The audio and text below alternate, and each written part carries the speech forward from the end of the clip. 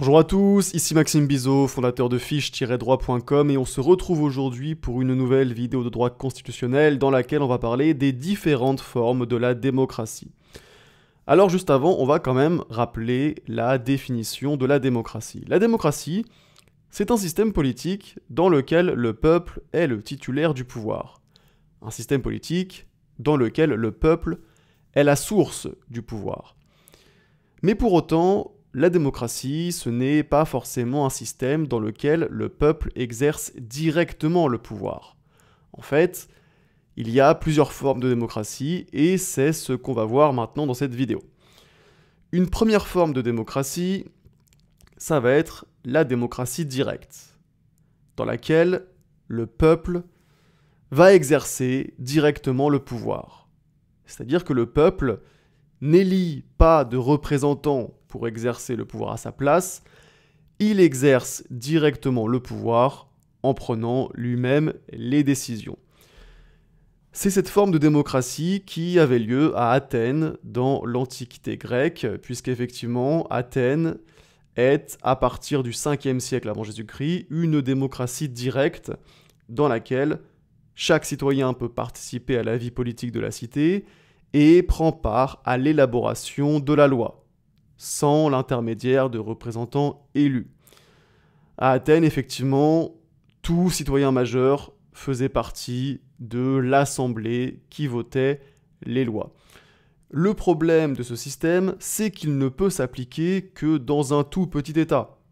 D'ailleurs, les historiens estiment qu'il y avait environ 40 000 citoyens à Athènes. Donc oui, à Athènes, potentiellement, la démocratie directe était possible. Mais aujourd'hui, la démocratie directe est bien sûr inapplicable dans l'immense majorité des États qui sont tout simplement trop vastes et trop peuplés. Et c'est pour ça qu'aujourd'hui, la forme de démocratie qui est la plus répandue et de loin, c'est la démocratie représentative. Effectivement, aujourd'hui, la plupart des démocraties sont des démocraties représentatives. Qu'est-ce que ça signifie, démocratie représentative ? Ça signifie que le pouvoir est confié par le peuple à des représentants qui vont exercer le pouvoir pour le compte du peuple. Que sont les représentants du peuple ? Ça va être d'abord les parlementaires, qui donc, dans une démocratie représentative, vont être élus par le peuple au suffrage universel direct.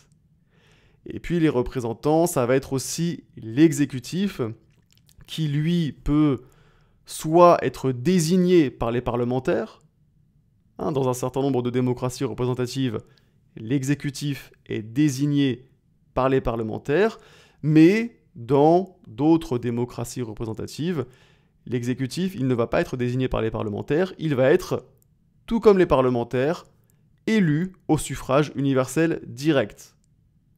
Comme c'est le cas par exemple en France, avec l'élection au suffrage universel direct du président de la République, qui est le chef de l'exécutif.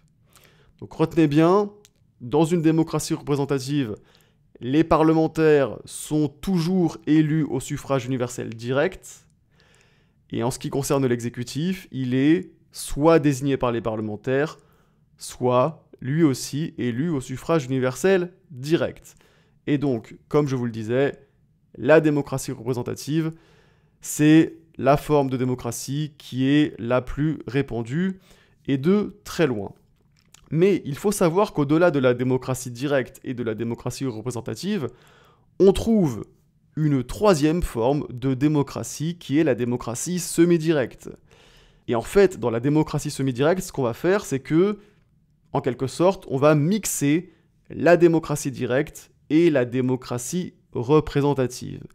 Puisque dans la démocratie semi-directe, on va avoir une coexistence entre des représentants du peuple et des mécanismes qui permettent au peuple de participer à l'exercice du pouvoir. C'est-à-dire que oui, tout comme dans une démocratie représentative, le peuple va élire des représentants pour exercer le pouvoir à sa place, mais également, on va trouver dans la démocratie semi-directe un certain nombre de mécanismes qui vont permettre au peuple de participer, lui aussi, à l'exercice du pouvoir. Un mécanisme de démocratie semi-directe, c'est par exemple le référendum, par lequel on va demander au peuple de se prononcer sur le vote d'un projet de loi, ce qu'on appelle le référendum législatif, ou encore de se prononcer sur une modification de la Constitution, ce qu'on appelle le référendum constituant. En France, le référendum existe, la France a donc ce mécanisme de démocratie semi-directe, mais pour autant, ça ne fait pas de la France un véritable système de démocratie semi-directe. Une véritable démocratie semi-directe, c'est par exemple la Suisse. La Suisse qui possède différents mécanismes qui permettent au peuple de participer activement à l'exercice du pouvoir. Parmi ces mécanismes, on trouve notamment un mécanisme qui s'appelle le veto populaire et qui permet au peuple de s'opposer à l'entrée en vigueur d'une loi déjà votée.